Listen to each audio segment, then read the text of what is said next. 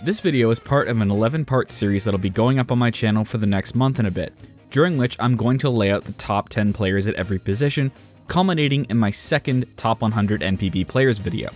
If you're here from day one, welcome, and if you're joining me further down the line, the playlist for these videos will be in the description. Feel free to skip this bit if you've already seen one of these videos, because this part will be the same for every video. These players will be ranked using a similar system to the one I used in my first Top 100 video like 2 years ago. First, you take a player's average wins above replacement per season, then multiply that by their 7-year peak WAR to give you a points score. A player will have had to play at least 5 years in NPB to qualify for this list, unless they are a DH, in which case it's 4. Why so low? Well, I wanted to include both foreign players and players that are currently playing in NPB. Unlike last time, however, I will not be penalizing domestic players who barely played in their first couple seasons in NPB, as it isn't really a player's fault if they were called up before they were ready. However, seasons at an end of a player's career in which they did not play much but still tried to hold on will count against their score. Why am I ranking them like this? Well, I dislike subjective rankings and wanted a way of making an objective ranking without just ranking players by wins above replacement, which anyone can do if they know where to look.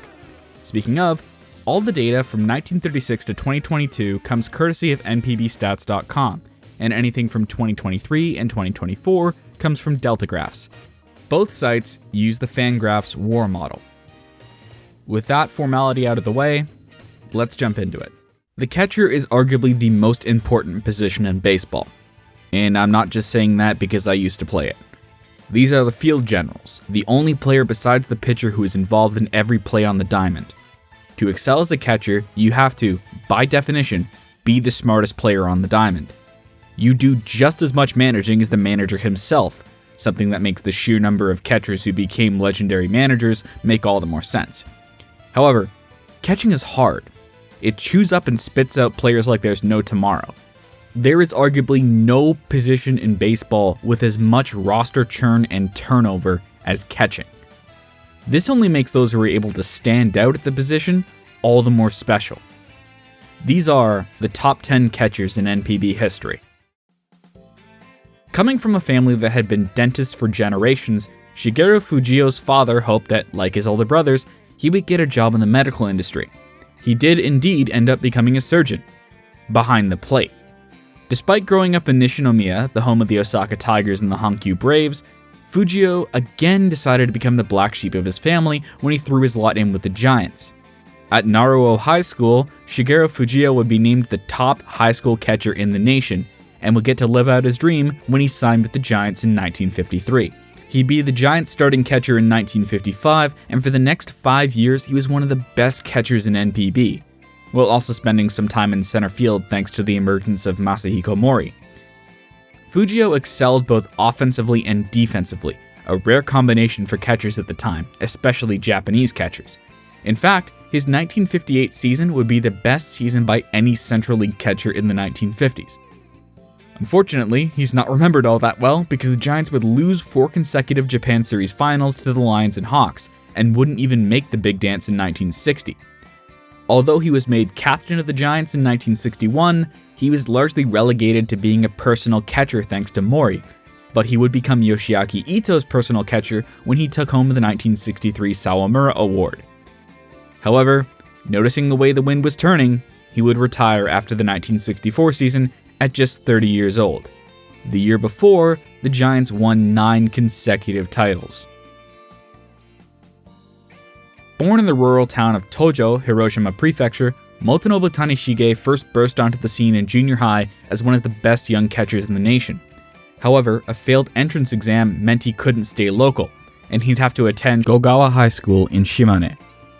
This actually ended up working out for him, because Shimane's baseball scene was far weaker than Hiroshima's, and Gogawa High would make Koshin twice, where Tanishige got to show off his skills.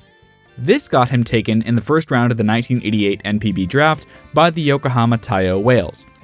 Having spent his entire life in small towns and suddenly being dropped into Japan's second largest city, Tanishige was so starstruck and childlike that his teammates jokingly nicknamed him Mr. Pampers. Tanishige would be Yokohama's primary catcher from his rookie season onwards, excusing his dreadful hitting with excellent play behind the plate. His key strength was his adaptability, as he quickly found out the way to get the best out of pitchers, both young and old, and would all pay off with the Japan Series championship in 1998. While he wouldn't retain that title into the 2000s, Tanishige was still one of the best defensive catchers in the league well into his 30s, guiding his new team, the Chunichi Dragons, through a golden age in the franchise. In fact, he was still the best defensive catcher in NPB in his early 40s. Tanishige would retire in 2015 with 3,021 games played, setting a new NPB record. He would be inducted into the Japanese Baseball Hall of Fame in 2024. Nicknamed the Axeman, or the Scythe, for his batting style, Tatsuhiko Kimata is easily the greatest catcher in Chunichi Dragons history. Born and raised in Okazaki, Aichi's second city, he had one dream: playing for the Chunichi Dragons. As a means to that end, Kimata would attend Aichi powerhouse Chukyo Commercial High School, playing in 4 Koshin tournaments in 3 years, 2 summer, 2 spring. He then moved up to Chukyo University, but when he found out that NPB would be instituting a draft by the time he graduated, he dropped out and signed with the Dragons. When he emerged in the late 1960s, he became one of the golden generation of catchers, as the position began to be filled with superstars in both MLB and NPB. While he wasn't the best, and we'll get to him, Kimata was one of the offensive faces of a Dragons team that emerged as a contender in the early 70s, being a key piece of their 1974 CL pennant win, as well as being a defensive stalwart for his club. His 33 homers in 1969 is still the record for Dragons catchers. As his hitting regressed in the late 70s, Kimata remained one of the best defensive catchers in NPB, but his reputation as an offensive first catcher meant he didn't win any gold gloves. In his final season, his place behind the plate was usurped by young phenom Takayoshi Nakao, who went on to win CL MVP that year. Kimata would retire after the Dragons' Japan Series loss to the Seibu Lions. He remains one of the best players to not be enshrined in the Japanese Baseball Hall of Fame, an honor he 100% deserves. The title of First Superstar Catcher in NPB is an odd one and has been a source of debate over the years, but honestly, I can't see it be anyone but Takeshi Doigaki. Well, his name is actually Takeshi Doikaito, but he got sick of having to correct people, so he just went screw it and kept it as Doigaki. Born and raised in Tottori and joining the Osaka Tigers out of Yonago Higashi High School in 1940, Doigaki was originally the backup for Japanese-American catcher Yoshio Tanaka, better known as Der Kaiser. Tanaka would not return to playing after the war because he was too busy working in the occupational government, and so Doigaki would take over.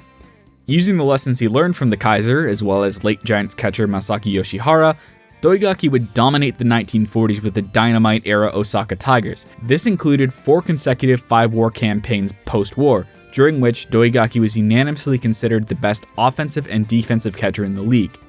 This made him a target of the Mainichi Orions, who took advantage of the growing resentment towards the way Hanshin ran the team and raided the Tigers, securing most of their best players. Doigaki would be successfully poached and starred for the Mainichi Orions as they won the first ever Japan Series in 1950. He would be traded to the Toei Flyers in 1954 and became the backbone of a team that was known as the Komazawa Barbarians for their rough and tumble style. After a few unsuccessful years with the Hankyu Braves, he would retire in 1958. For a brief period, up until about the late 1960s, Doigaki had the distinction of being the greatest Japanese catcher of all time, and he is a man who 100% deserves to be in the Japanese Baseball Hall of Fame. While Takuya Kai will probably go down in history as the popular choice for best catcher of the 2010s, thanks to being part of the Hawks dynasty, I would argue that title actually belongs to Tomoyo Mori.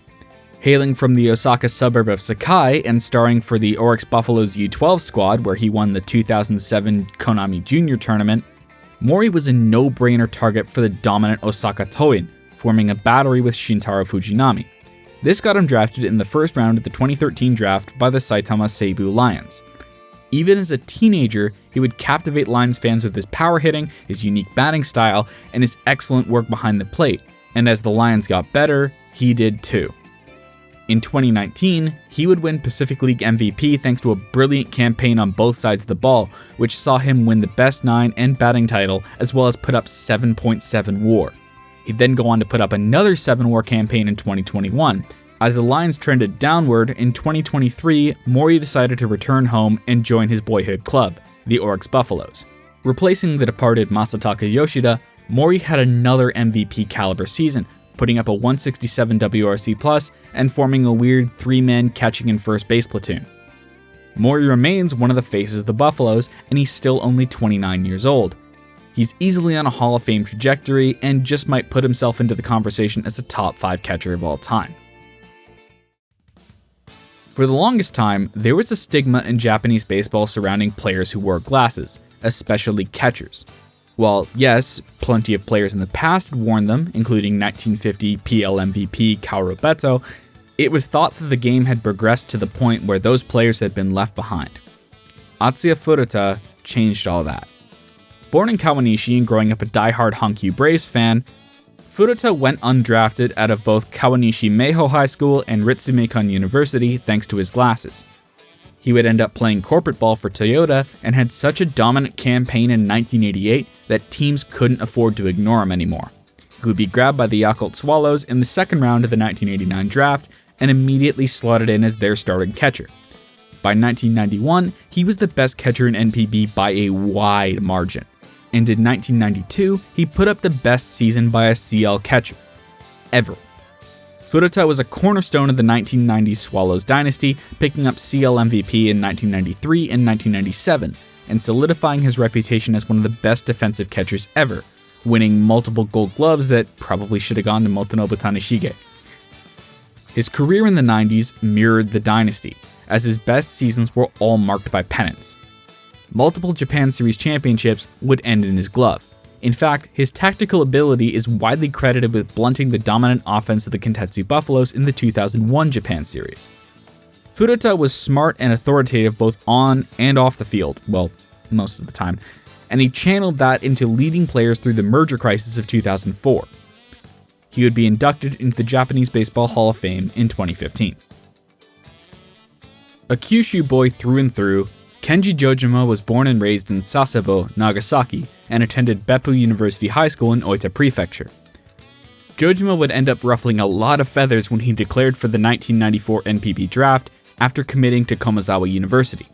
Hawks GM Rikuo Nemoto had already declared that he was going to draft him anyway, but the thing that really sealed the deal was the fact that the Hawks had hired Sadaharu Oh to manage them.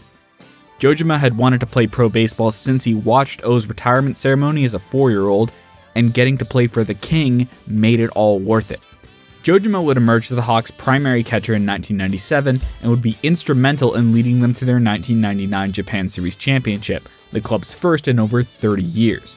While he was great offensively, what really made him stand out was his defense, as he was an utter wizard by the plate, and his play calling helped turn what had been a relatively mid-pitching staff into one of the best in NPB.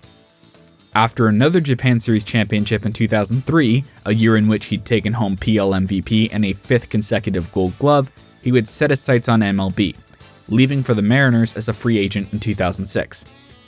He would return to NPB with the Hanshin Tigers in 2010 and looked like he hadn't missed a beat, but his insistence on returning from a knee injury early would end his career at age 36. While it's tempting to think just how high he could have climbed up this list had he not signed with the Mariners, Jojima will still easily go down as one of the best catchers in NPB history.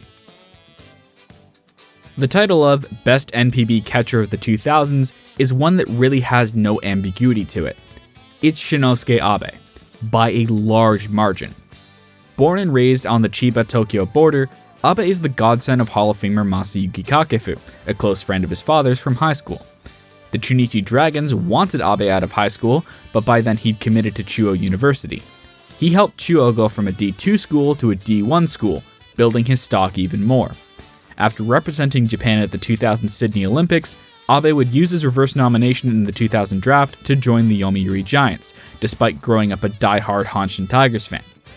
Abe would immediately be thrust into the starting catcher role as one of the faces of the Giants when they upset the 90-win Seibu Lions in the 2002 Japan Series. Abe was a power-hitting catcher, the likes of which we really hadn't seen in NPB since the 70s, and the sheer amount of star power in the Giants lineup in the 2000s helped him to dominate. After being named the captain of the Giants in 2007, Abe would have a run of domination the likes of which we may never see from a catcher again. Despite being on the wrong side of 30, he put up 3 7-WAR campaigns in 5 years, including a 44-homer campaign in 2010. While his age eventually did catch up with him in the late 2010s, he still remained a plus bat after moving to first base, and went on top with a 141 WRC plus season in 2019. Abe would take over managing the Giants in 2024, and despite some tactical deficiencies, he was able to lead them to a first-place finish in his first year behind the bench. He is basically a lock for the Japanese Baseball Hall of Fame. The title of Mr. Tigers is not one that is handed out willy-nilly. You have to be a superstar the likes of which is rarely seen. Koichi Tabuchi was such a superstar. The son of an executive at the Mainichi Shimbun, Tabuchi grew up in a life of privilege, attending Hosei Daiichi High School and later Hosei University. Originally wanting to join his boyhood team, the Giants, and even getting a preliminary contract negotiation done before the 1968 draft, Tabuchi was taken by the Hanshin Tigers 3rd overall. The Giants tried to trade for him, but given the amount of times the Giants had stolen Tigers prospects out from under them, the Tigers told them to kick rocks. Tabuchi, for his part, signed without incident, and was one of the best catchers in the CL from pretty much day one, winning Rookie of the Year and forming a dominant and cohesive battery with the Tigers' 2 aces, Minoru Murayama and Yutaka Inatsu. Tabuchi would catch for the Tigers for a decade, becoming arguably the best player in the CL in the mid-70s. His floor was 140 WRC plus and 5 WAR. That's how good he was. But as the Tigers slipped further and further back, and Tabuchi got more and more expensive, the team was secretly shopping him around to other teams, and in 1979 he would be traded to the freshly moved Seibu Lions. With Seibu, Tabuchi would almost exclusively be a DH, starting only 26 games behind the plate, but this would allow him to show off another one of his skills: his leadership. Tabuchi was the de facto captain in his first years in Saitama, and would be rewarded with back-to-back rings in 1982 and 1983. He would retire in 1984. It would take 36 years, but he would be finally elected to the Japanese Baseball Hall of Fame in 2020. The greatest Japanese catcher of all time is not up for debate. If you don't think it's Katsuya Nomura, you are wrong. Whether it's by traditional or advanced stats, he crushes every other catcher in the league. The numbers just speak for themselves. Growing up poor in northern Kyoto Prefecture, Nomura poured himself into baseball as a way to try and lift his family out of poverty, having to beg and plead for an athletic scholarship to Mineyama High School. However, it would all pay off once he signed with the Nankai Hawks in 1954. By 1956, he was their starting catcher, and in 1957, he would blast 30 home runs. The rest is history. Nomura's 52 home runs in 1953 was the NPB record for a year, but it was the Pacific League record until 2001, and remains the overall record for catchers anywhere in the world. His 657 career home runs ranks 2nd in NPB history and 8th across all of baseball, and he also sits 2nd on both the hits and RBI list. But Nomura was more than just an offensive catcher. Nomura was one of the best defensive catchers in NPB into his 30s, and remains the last player-manager to win a pennant when he pulled off the feat in 1973, in the process winning his 5th PL MVP. While problems in his personal life would lead to him falling out with the Hawks and being traded away in 1978, Nomura would continue to have success as a manager, building the Yakult Swallows into NPB's team of the 90s. In short, Nomura is one of the greatest catchers of all time, and personally, I'd put him number 2 in all of baseball after Johnny Bench. He would be inducted into the Japanese Baseball Hall of Fame in 1989.